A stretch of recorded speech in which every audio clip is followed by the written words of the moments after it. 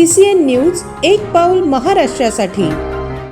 मेहकर ग्रामीण रुग्णालयापासून अवघ्या 50 ते 100 मीटर अंतरावर एका महिलेची रस्त्यावरच प्रसूती झाल्याची धक्कादायक घटना काल मेहकर शहरात घडली।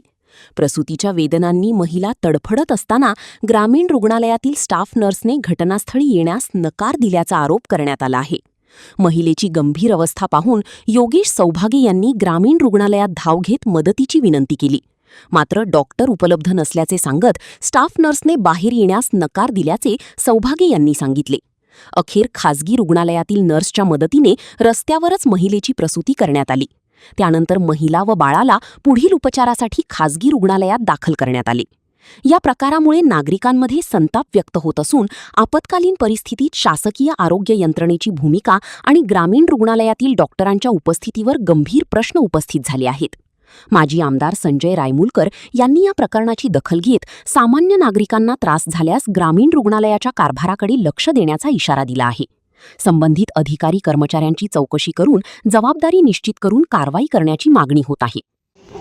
आज सकाळी 6 वाजता मी घरी झोपला असताना मला आमच्या शेजारी एका बाईचा जोरजोराने रडण्याचा आवाज आला। मी सकाळी खाली येऊन पाहतो तर त्या बाईची प्रसूती होऊ लागली। बाळ तिचं बाहेर आलेलं होतं।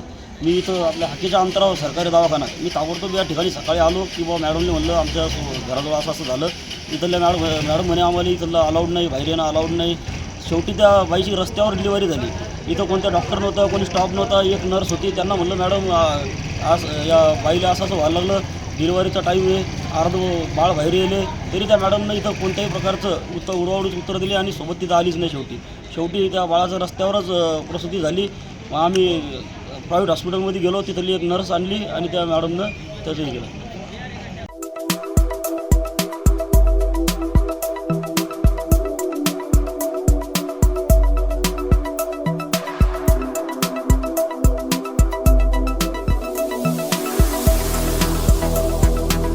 तसेच आपल्या भागातील महत्त्वाच्या बातम्या पाहण्यासाठी CCN न्यूज डेस्क चॅनलला सबस्क्राइब करा आणि बेल आयकॉन प्रेस करा।